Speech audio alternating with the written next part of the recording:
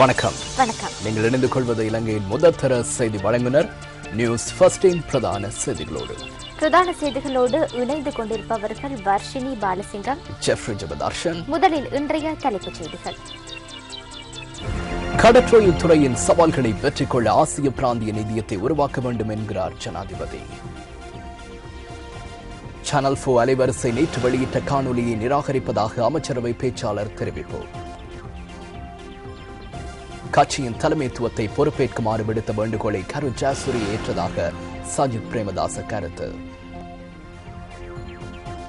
சரத் பான்சேகாவுக்கு எதிராக 2வது ராணுவ நீதிமன்றத்தில் சுமத்தப்பட்ட குற்றச்சாட்டுகள் நிரூபிக்கப்பட்டதாக நீதிமன்றத்தில் அறிவிப்பு. தொடர்பான உள்நாட்டுச் செய்திகள். பிராந்தியத்தில் கடல் வளத்தை ஊக்குவிப்பதற்கு பொதுவான பிராந்திய நிதியம் உருவாக்கப்பட வேண்டும் என ஜனாதிபதி மஹிந்த ராஜபக்ச தெரிவித்துள்ளார். கடல்வள, உணவு பாதுகாப்பு, போஷாக்கு மற்றும் பொருளாதார அபிவிருத்தி தொடர்பான ஆசிய வலய அமைச்சர்களின் மாநாட்டின் ஆரம்ப வைபவத்தின் போதே ஜனாதிபதி இந்த கருத்தினை வெளியிட்டுள்ளார். கொழும்பில் இன்று ஆரம்பமான ஆசிய வலய அமைச்சர்களின் மாநாடு நாளைய தினம் நிறைவு பெற உள்ளது.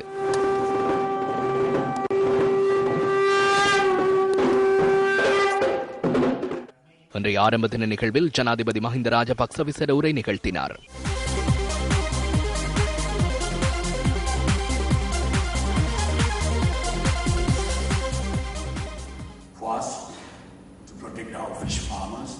எமது மீனவர்களை பாதுகாப்பதற்கு வலுவான வர்த்தக தரங்கள், வரியற்ற தடைகளை புதுப்பித்தல் மற்றும் நியாயமற்ற வர்த்தக நடவடிக்கைகளை நீக்குதல் உள்ளிட்ட பல கொள்கை திட்டங்களை உருவாக்க வேண்டிய தேவையுள்ளது. உலக மற்றும் எமது பிராந்திய கடல் வளங்கள் விரைவாக அழிவடைந்து வருகின்ற உண்மையை நாங்கள் எதிர்கொள்ள வேண்டியுள்ளது. சிறிய மற்றும் பாரம்பரிய மீன்பிடித்துறை தற்போது வருமானத்தை ஈட்ட முடியாமல் பாரிய பிரச்சினைகளை எதிர்நோக்குகிறது. அவர்களுக்கு உதவுவதற்கான நடவடிக்கைகளை மேற்கொள்வது தற்போதைய அவசர தேவையாக உள்ளது. அதன் ஒரு நடவடிக்கையாக கடல் வளம், அதனுடன் தொடர்புடைய சேவைகள் மற்றும் துறைகளில் வாய்ப்புகளை உருவாக்க அவர்களது வருமானத்திற்கு மாற்று வழியாக அமையும். நாங்கள் எங்களுடைய இயற்கையான மீன் வளங்களை பாதுகாப்பதுடன் அதிகரிக்க வேண்டிய அவசியமும் உள்ளது. அதன் மூலமே மீன்பிடித்துறை தொடர்ந்தும் உணவு வேலை மற்றும் வருமானத்தை ஈட்டித்தரும். பொதுவான பிராந்திய நிதியினை உருவாக்குவது சிறந்த வழி என நான் எண்ணுகிறேன். எதிர்காலத்தில் கடல் வளத்திற்கு பொறுப்பான பொதுவான உலக நிதியாக இது மாறும்.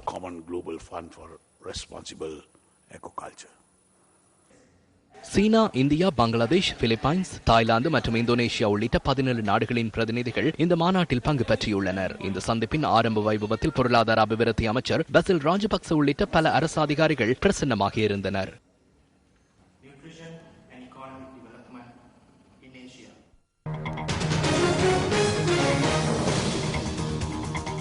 யாழ் மாவட்டத்தின் பாராளுமன்ற ஆசனங்களின் எண்ணிக்கையை 10லிருந்து 6ஆக குறைப்பதற்கு தேர்தல்கள் செயலகம் தீர்மானித்துள்ளது. 2010 ஆண்டின் வாக்காளர் பதிவேட்டின் பிரகாரம் யாழ் மாவட்டத்தில் வாக்காளர்களின் எண்ணிக்கை முன்னரை விட 3 லட்சத்தினால் குறைவடைந்துள்ளதாக தேர்தல்கள் செயலகத்தின் பேச்சாளர் ஒருவர் குறிப்பிட்டார். இதற்கு அமைவாக பாராளுமன்ற ஆசனங்களின் எண்ணிக்கையையும் குறைக்க நடவடிக்கை எடுத்துள்ளதாக அவர் கூறினார். அவ்வாறு குறைக்கப்பட்டுள்ள பாராளுமன்ற உறுப்பினர்களை வாக்காளர்களின் எண்ணிக்கை அதிகரித்துள்ள மாவட்டங்களுக்கு பகிர்ந்தளிக்க தீர்மானித்துள்ளதாக தேர்தல்கள் செயலகம் மேலும் தெரிவிக்கிறது.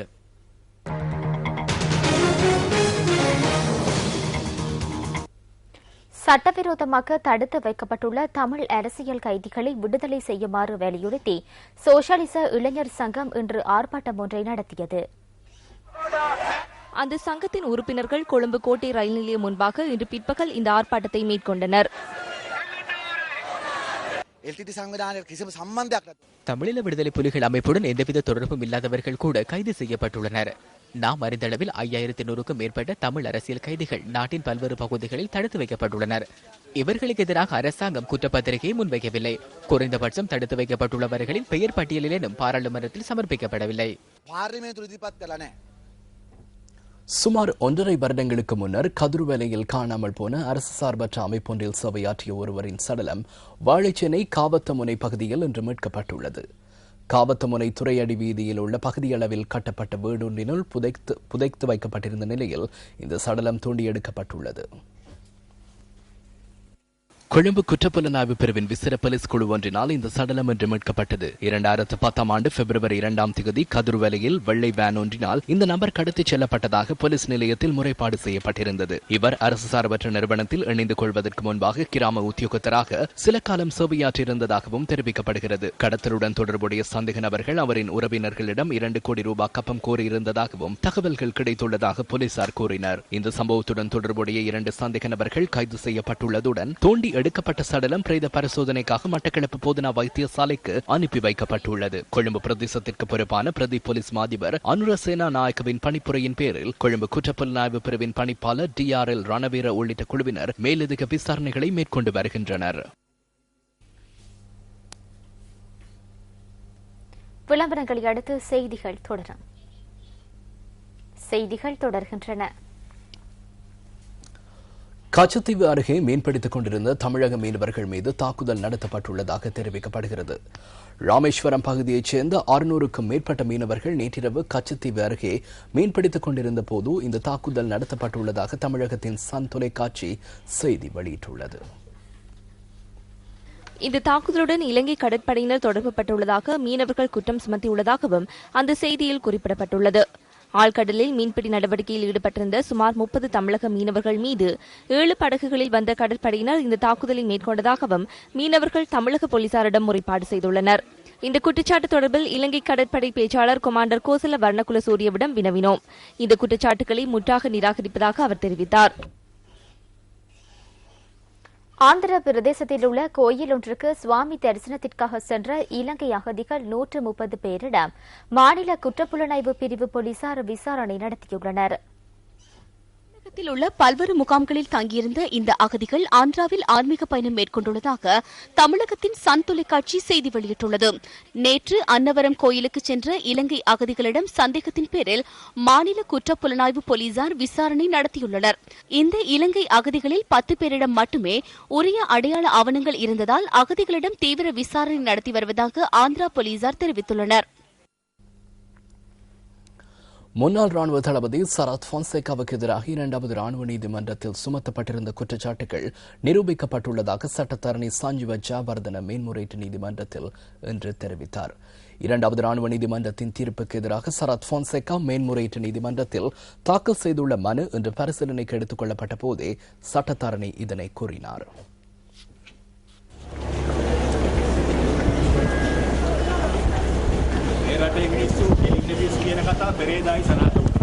முட்டாள்தனமான செயற்பாடு நேற்று முன்தினம் மீண்டும் நிரூபணமானது. வழங்கினார்கள். அண்ணாவுக்கும் தம்பிக்கும் வெட்கமில்லை. அந்த நூலை ராணுவ வீரர்கள் வாசித்தார்கள் என்றால் அவர்கள் அதனை கிழித்து கடலை சுருள் சுற்றுவதற்கு பயன்படுத்துவார்கள்.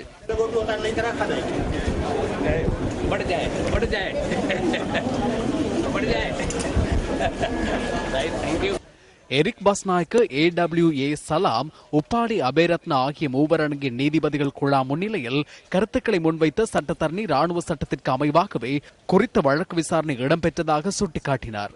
தாம் ராணுவ நீதிமன்றத்தின் நீதிபதிகள் சார்பில் வாதிட்ட போதிலும் இந்த தெளிவுபடுத்தல் ஒட்டுமொத்த ராணுவத்தினருக்காகவும் மேற்கொள்ளப்படுவதாக சட்டத்தரணி கூறினார். நாட்டினதும் ராணுவத்தினதும் சட்டத்திற்கு அமைய மேற்கொள்ளப்பட்ட வழக்கு விசாரணை அரசியலமைப்பின் ஊடாக ஜனாதிபதிக்கு வழங்கப்பட்டுள்ள அதிகாரம் ஊடாக உறுதி செய்யப்பட்டதாக சட்டத்தரணி சஞ்சீவ ஜெயவர்தன தெரிவித்தார். ஜனாதிபதிக்கு கிடைத்துள்ள அதிகாரங்கள் நாட்டு மக்களின் இறமையை அடிப்படையாக கொண்டவை எனவும் அவர் குறிப்பிட்டார். இந்த குற்றச்சாட்டுகள் சுமத்தப்படும் போது தாம் ராணுவ சட்டத்திற்கு உட்பட்டவராக இருக்கவில்லை என சரத் பொன்சேகா கூறியிருந்தாலும் ராணுவ சட்டத்திற்கும் படைகளின் பிரதம அதிகாரி சட்டத்திற்கும் அமைய அவர் ராணுவ சட்டத்திற்கு உட்பட்டவர் என்பது தற்போது நிரூபிக்கப்பட்டுள்ளதாக சட்டத்தரணி சஞ்சீவ ஜெயவர்தன வலியுறுத்தினார்.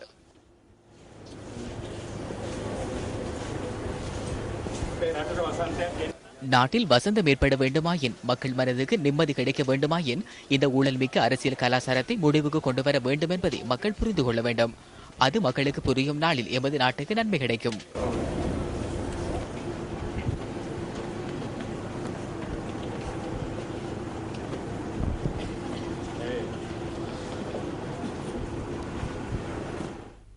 ஐக்கிய தேசிய கட்சியின் தலைவர் ரணில் விக்ரமசிங்க வெளிநாட்டுக்கான விஜயத்தை மேற்கொண்டுள்ள நிலையில் கட்சியின் பிரதி தலைவர் சஜித் பிரேமதாஸ் தலைமையில் இன்று ஊடகவியலாளர் சந்திப்பொன்று நடைபெற்றது. கட்சியின் தலைமைத்துவத்தை பொறுப்பேற்குமாறு தாம் உள்ளிட்ட குழுவினர் பிரதி தலைவர் கரு ஜெயசூரியவிடம் வேண்டுகோள் விடுத்ததாக இந்த ஊடகவியலாளர் சந்திப்பில் சஜித் பிரேமதாச குறிப்பிட்டார். அதற்கு பிரதி தலைவர் கரு ஜெயசூரிய சாதகமான பதிலை வழங்கியதாக அவர் கூறினார். திருகோணமலை மஸ்கோ சந்தியில் ஏற்பட்ட அமைதியின்மையை அடுத்து துப்பாக்கியொன்று வெடித்ததன் காரணமாக ஒருவர் காயமடைந்துள்ளார். சம்பவத்துடன் தொடர்புடையதாக சந்தேகிக்கப்படும் பாதுகாப்பு பிரிவின் உத்தியோகத்தர் ஒருவரையும் போலீஸ் உத்தியோகத்தர்கள் சிலரையும் சட்ட வைத்திய அதிகாரியிடம் ஆஜர்படுத்த உள்ளதாக பிரதேசத்துக்கு பொறுப்பான போலீஸ் உயர் அதிகாரி ஒருவர் கூறினார். இந்த சம்பவம் தொடர்பில் விசாரணைகளை நடத்த உதவி போலீஸ் அத்தியட்சகர் ஒருவர் நியமிக்கப்பட்டுள்ளார். திருகோணமலை அபேபுர பகுதியில் இடம்பெற்ற மரண சடங்கொன்றில் கலந்து கொண்டு விட்டு மீண்டும் திரும்பிக் கொண்டிருந்த சிலரே இந்த சம்பவத்துடன் தொடர்பு பட்டுள்ளனர். போலீஸ் உத்தியோகத்தர்கள் சிலர் அவர்களை தாக்கிய சந்தர்ப்பத்தில் அதிலிருந்து தப்பி செல்ல முற்பட்ட போதே ஒருவர் மீது துப்பாக்கி பிரயோகம் மேற்கொள்ளப்பட்டதாக பிரதேச மக்கள் தெரிவித்தனர். துப்பாக்கி பிரயோகத்திற்கு இலக்கான நபர் உறவினர் ஒருவரின் வீட்டிற்கு சென்றுள்ளார். அவர் கதவை திறந்து கொண்டு வந்தார். பாட்டி பாட்டி என அழைத்தார். நாம் வெளியே வந்தோம். என் மீது போலீசார் துப்பாக்கி பிரயோகம் மேற்கொண்டனர் என கூறி கீழே விழுந்தார். அமைதியின்மையை தோற்றுவிக்கும் வகையில் இவர்கள் நடந்து கொண்டதால் அவர்களை கட்டுப்படுத்துவதற்கு எடுத்த முயற்சியினால் போலீசார் துப்பாக்கி பிரயோகம் மேற்கொண்டதாக இது தொடர்பில் நாம் வினவிய போது போலீசார் கூறினர். காயமடைந்தவர் திருகோணமலை பொது வைத்தியசாலையில் அனுமதிக்கப்பட்டதுடன் 4 கைது செய்யப்பட்டதாக போலீசார் குறிப்பிட்டனர். அமைதியின்மையாக செயல்பட்டவர்களின் தாக்குதலுக்கு இலக்காகி போலீஸ் உத்தியோகத்தர்கள் 3 ராணுவ வீரர்கள் 2 காயமடைந்ததாக போலீசார் மேலும் தெரிவித்தனர். விளம்பரங்களை அடுத்து செய்திகள் தொடரும்.